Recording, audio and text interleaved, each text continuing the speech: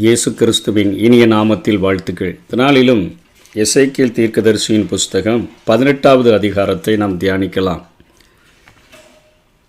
பழி சாற்ற ஒரு இடம் தேடி, அதாவது பழி சுமத்த ஒரு இடத்தை தேடி என்கிற தலைப்பின் கீழாக இந்த செய்தியை கற்றுக்கொள்ள முடியும்.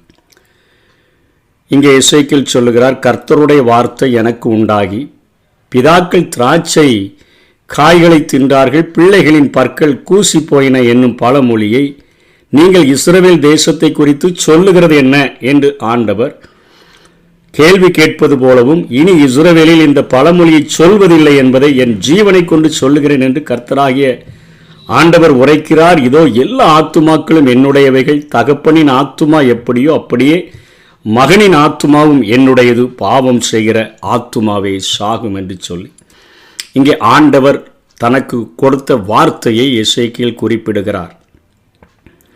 எரேமியா வாழ்ந்த நாட்களிலே அவர் எருசலேமிலே வாழ்ந்து கொண்டிருக்கிறார். எசேக்கியேல் முதல் அந்த 2வது சிறையிருப்பில் யோயாக்கீன் ராஜாவோடு கூட இவர் இங்கே பாபிலோனிலே இருக்கிறார். 2 பக்கமும் அங்கே சிறையாக்கப்படாத ஜனங்கள் எருசலேமில் இருக்கிறாங்க, சிறையாக்கப்பட்டு வந்த ஜனங்கள் பாபிலோனில் இருக்கிறாங்க.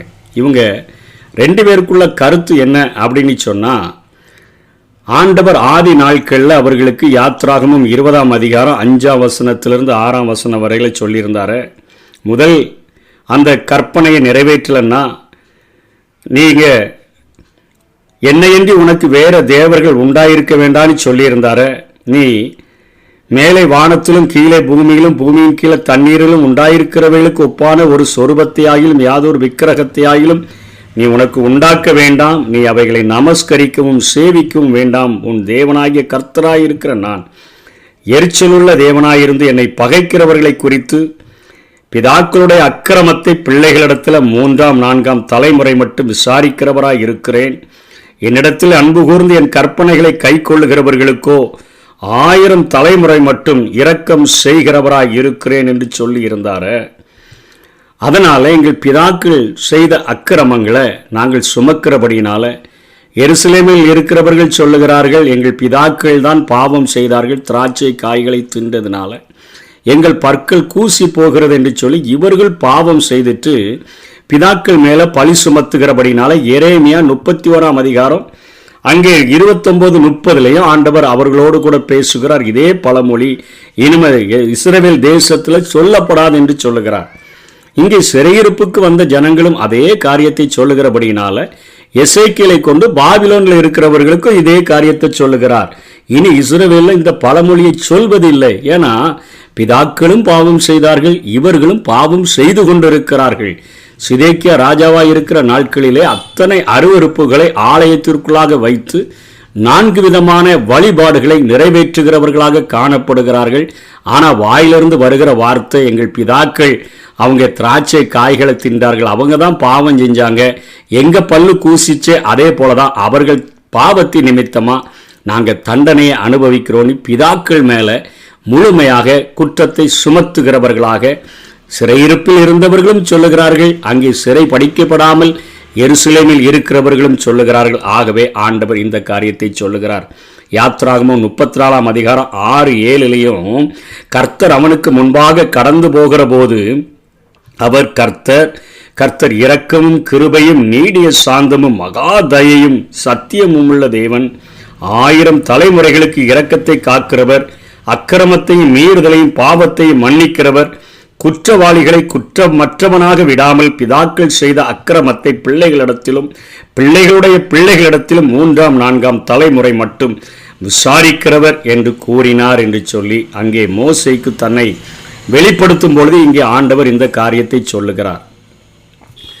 யாத்ராமகத்தில் சொல்லும்போது சொல்லுகிறார், தகப்பனுடைய பிதாக்களுடைய அக்கிரமங்கள் பிள்ளைகளிடத்தில் 3ஆம் 4ஆம் தலைமுறை மட்டும் விசாரிக்கப்படும் என்று சொல்லுகிறார்.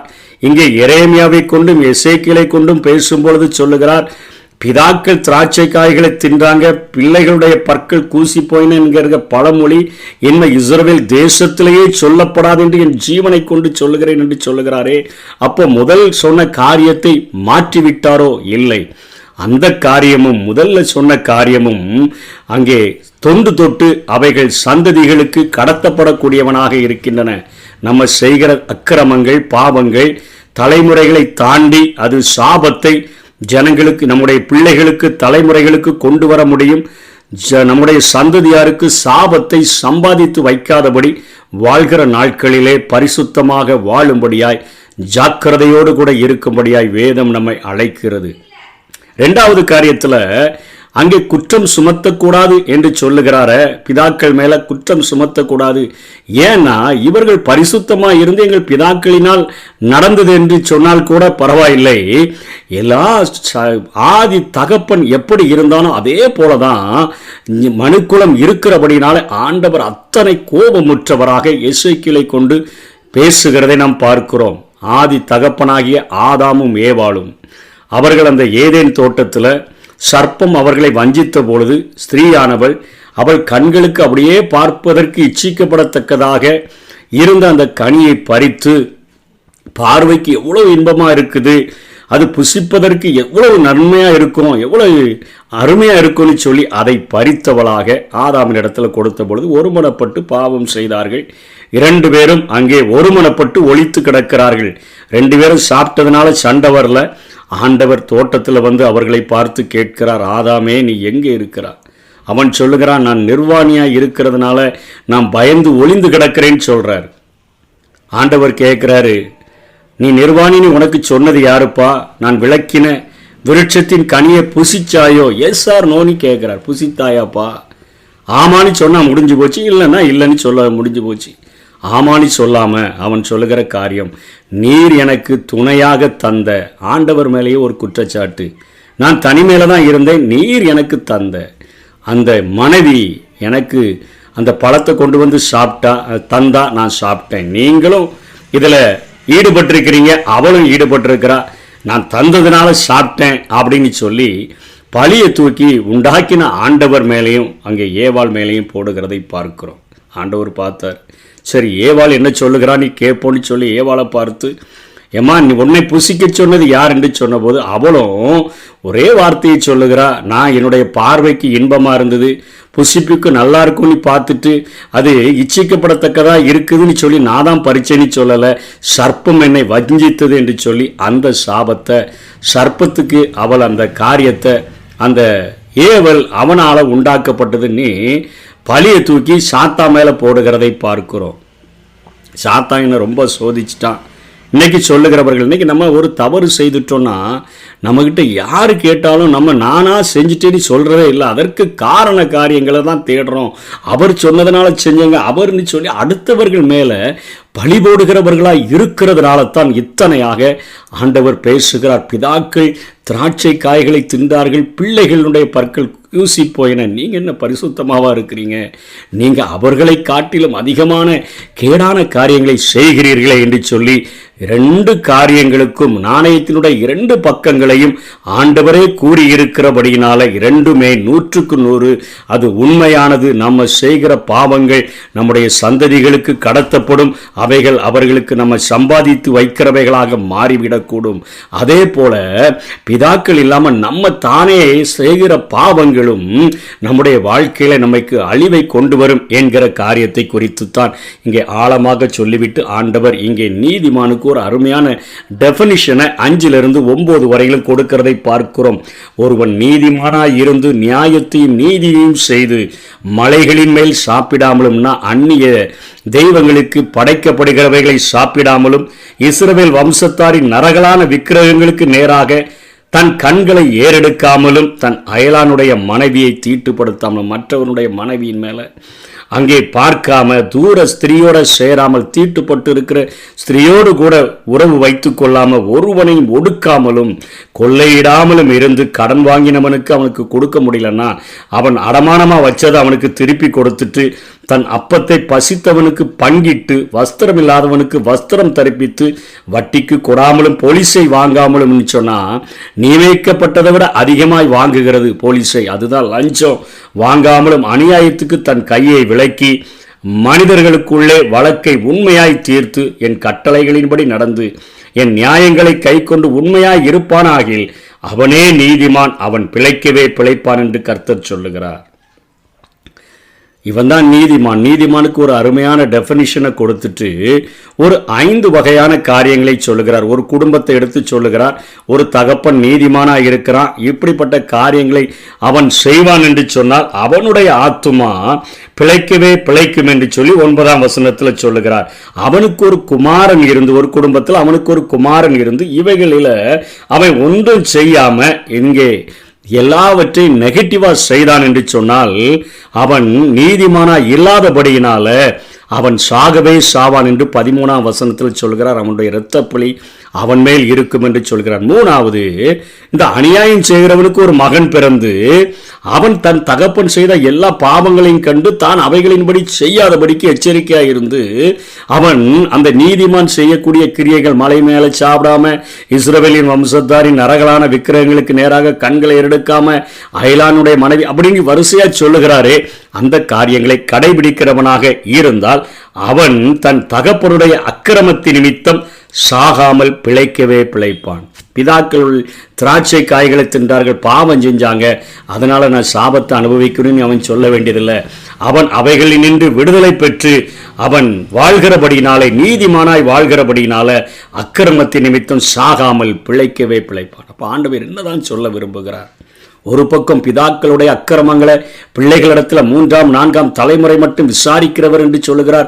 இன்னொரு பக்கம் பிதாக்கள் திராட்சை காய்களை தின்றாங்க, அதனால தான் நாங்கள் தண்டனையை அனுபவிக்கிறோன்னு சொல்றிய, அது என்ன உன் தேசத்திலேயே சொல்லப்படாமல் நான் அதை ஒளிந்து போக பண்ணுவேன்னு சொல்றீங்களே, அப்போ என்னதான் நீங்கள் எதிர்பார்க்கிறீங்கன்னு சொன்னா ஆண்டவர் துன்மார்க்கனுடைய வாழ்க்கையை இங்கே 5 காரியங்கள் சொல்லப்பட, இன்னொரு நிலை துன்மார்க்கன் அவன் தன்னுடைய அக்கிரமங்களை விட்டு திரும்பி அவன் வந்தானா அவன் பிழைக்கவே பிழைப்பான். நீதிமான் தன் நீதியை விட்டுட்டு அக்கிரமம் செஞ்சானா அவன் சாகவே சாவான்னு சொல்லிட்டு ஆண்டவர் என்ன விரும்புகிறார் என்று சொன்னால் 31-32 தெளிவாக பேசுகிறார். நீங்கள் துரோகம் பண்ணின உங்களுடைய எல்லா துரோகங்களையும் உங்கள் மேல் இராதபடிக்கு விலக்கி உங்களுக்கு புது இருதயத்தையும் புதிய ஆவியையும் உண்டு பண்ணி கொள்ளுங்கள். இஸ்ரவேல் வம்சத்தாரே, நீங்கள் ஏன் சாக வேண்டும்? மனம் திரும்புங்கள், அப்பொழுது பிழைப்பீர்கள். சாகிறவனுடைய சாவை நான் விரும்புகிறதில்லை என்று கர்த்தராகிய ஆண்டவர் சொல்லுகிறார். மனம் திரும்புங்கள், அதுதான் ஆண்டவருடைய ஆசை. ஏன்பா பாவத்திலே நிலைத்திருந்துட்டு பிதாக்களுடைய காரியத்தினால சாபத்தை அனுபவிக்கிறேன்னு சொல்றா? இல்லைன்னு சொன்னா நீ 1000 தலைமுறையாக எனக்கு கடந்து வருதுன்னு சொல்றிய. 2 காரியங்கள் இருந்துட்டு போகட்டும். ஆனால் உன்னிடத்தில் உன் தனிப்பட்ட வாழ்க்கையில் தகப்பனுடைய ஆத்துமாவை நேசிக்கிறது போல மகனுடைய ஆத்துமாவை நான் நேசிக்கிறபடினால மனம் திரும்புங்கள் என்கிற ஒரு கட்டளையை கொடுக்கிறபடினால கல்லான இருதயத்தை தூக்கி எடுத்து போட்டுட்டு புது இருதயம் புதிய ஆவியானவர் வழி இதுவே இதிலே நடவுங்கள் என்று சொல்லி அழைப்பிக்கிறவர், நடத்துகிற ஒரு ஆண்டவர். எவர்கள் தேவனுடைய ஆவியினாலே நடத்தப்படுகிறார்களோ அவர்கள் தேவனுடைய புத்திரராய் இருக்கிறார்கள். மனம் திரும்புங்கள் என்கிற கட்டளையை இங்கே எசேக்கியேலின் மூலமாக அங்கே சிறைப்பட்டு கிடக்கிற ஜனங்களுக்கு ஆண்டவர் கொடுக்கிறதை பார்க்கிறோம். பிதாக்களை சொல்லிட்டே இருக்காதுங்க. 1000 தலைமுறை மட்டும் இரக்கம் செய்கிற என்னுடைய காரியங்களையும் கூட நீங்க நினைவு கொள்ள வேண்டாம். பரிசுத்தமாய் வாழ்கிறதற்கு உங்களை அர்ப்பணிங்க. ஏன்னா இயேசு இந்த பூமியில வாழும் பொழுது பரிசேயர்கள் வந்து சொன்னார்கள், ஆபிரகாம் எங்கள் தகப்பன் என்று சொல்லி. ஆண்டவர் சொல்றார், சந்தோஷந்தாப்பா, ஆபிரகாம் உங்களுக்கு தகப்பன் தான், ஆனால் நீங்கள் ஆபிரகாம் செய்த கிரியைகளை நீங்க ஏன் செய்யாம இருக்கிறீங்கன்னு சொல்லி ஆண்டவர் கேட்கிறதை பார்க்கிறோம். ஆண்டவர் ஆபிரகாம் செய்த கிரியைகளை நீங்க செய்யணுமே, அதையும் செய்யல. அதனால நம்ம பாவங்களை விட்டு மனம் திரும்பி பரிசுத்தமாக வாழும்படியாக வேதம் நம்மை அழைக்கிறது. இயேசு இந்த பூமியில வாழ்ந்த பொழுது மனம் திரும்புங்கள், பரலோக ராஜ்யம் சமீபித்திருக்கிறது என்கிற பிரசங்கத்தை தான் செய்தார். அதே போல யோவான் ஸ்நானகனும் மனம் திரும்புதலுக்கு ஏற்ற கனிகளை கொடுங்கள் என்று சொன்னதை பார்க்கிறோம். சாகிற ஒரு மனிதனுடைய ஆத்மாவினுடைய சாவையும் அவர் விரும்புகிறது. இன்னைக்கு உலகத்தில் மனிதர்கள் நம்மை தண்டிக்க வேண்டும் என்கிற ஒரு வெறியோடு கூட அலையலாம். இன்னைக்கு ஒரு டிராஃபிக்கில் நிற்கிற ஒருவர் இன்னைக்கு 2 பேர் நம்ம ஹெல்மெட் அணியணும்னு சொன்னால் எப்படியாவது ஒரு ஃபைனை போட்டிருந்தோம் அப்படின்னு சொல்லி கூட துடிக்கிறவர்களாக இருக்கலாம். ஆனால் நம்மை உண்டாக்கின ஆண்டவர் நம்மை தண்டிப்பதற்கு ஒருபொழுதும் விரும்புறதில்லை. சாகிறவனுடைய சாவை விரும்புகிறதில்லை. 2 கொரிந்தியர் 3:9 அழகா பேதுருவை கொண்டு சொல்லுகிறார, தாமதிக்கிறார் என்று எண்ணுகிறபடி நம்ம அவருடைய தன்னுடைய வாக்கு தத்துவத்தை குறித்து அவர் தாமதமாக இல்லவே இல்லைன்னு சொல்லிட்டு அவர் சொல்கிறார், ஒருவனும் கெட்டு போகாமல் எல்லாரும் மனம் திரும்ப வேண்டும் என்று விரும்பி நம்மை நீடிய பொறுமை உள்ளவராயிருக்கிறார். யோவேல் சொல்லுகிறார், நீங்கள் உங்கள் வஸ்திரங்களை அல்ல உங்கள் இருதயங்களை கிழித்து உங்கள் தேவனாகிய கர்த்தரிடத்தில் திரும்புங்கள். மனம் திரும்பும்படியாய் அழைக்கிறார்.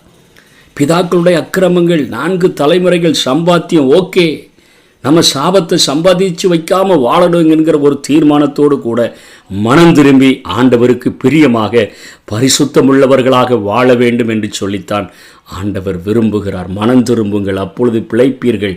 சாகிறவனுடைய சாவை நான் விரும்புகிறதில்லை என்று கர்த்தராய் ஆண்டவர் சொல்லுகிறார். அதனால தான் இந்த உலகத்தில் வந்திருக்கும்போது இயேசு பேசின காரியம், மனம் திரும்புகிற ஒரு பாவி நிமித்தம் பரலோகத்தில் மிகுந்த சந்தோஷம் உண்டாயிருக்கும். மனம் திரும்புகிற ஒரு பாவி, ஒவ்வொரு ஆத்துமாவும் என் தேவனுடைய பார்வையில் விலையேறப்பட்டதாய் காணப்படுகிறதுனால அதை தண்டிக்க வேண்டும் என்கிற எண்ணம் அல்ல, எப்படியாயிலும் ஒருவனும் கெட்டு போவது என் பிதாவின் சித்தமல்ல என்று சொன்ன ஆண்டவர் அன்னைக்கு ஒவ்வொருவரும் மனம் திரும்பி அவருடைய சன்னிதானத்தில் வர வேண்டும் என்று விரும்புகிறார். அறியாமை உள்ள காலங்களை தேவன் காணாதவர் போல இருந்தார். இப்பொழுதோ மனம் திரும்ப வேண்டும் என்று எங்கும் உள்ள மனுஷருக்கு கட்டளையிடுகிறார். எருசலேம் துவங்கி சகல தேசத்தாருக்கும் இந்த சுவிசேஷம் பிரசங்கிக்கப்பட வேண்டியது என்று சொன்ன அந்த கட்டளையின்படி ஆண்டவர் விரும்புகிறவராக இருக்கிறார். தண்டிப்பதற்கு அல்ல, மனம் திரும்புகிறதற்கு அழைக்கிற ஆண்டவருடைய கரத்தில் நம்மை முழுமையாய் ஒப்பு கொடுத்து அவருக்கென்று வாழ்க்கையை அர்ப்பணிப்போம். பழியை தூக்கி வேற யார் மேலேயும் போட்டுட்டு சாக்கு போக்கு சொல்லிக்கொண்டு பாவத்தில் நிலைத்திராதபடி பரிசுத்தமாய் வாழ்கிறதற்கு அர்ப்பணிப்போம். கர்த்தர் தாமே நம்மை ஆசீர்வதிப்பாராக. ஆமே. பாதம் அமர்ந்து விட்டே, அன்பின் தகப்பன் நீர்தானையா, செய்த பாவங்கள் கண் முன்னே வருந்துகிறேன் நான் கண்ணீரோடு. அப்பாவும் பாதம் அமர்ந்து விட்டே, அன்பின் தகப்பன் நீர்தானையா, செய்த பாவங்கள் கண் முன்னே வருந்துகிறேன் நான் கண்ணீரோடு.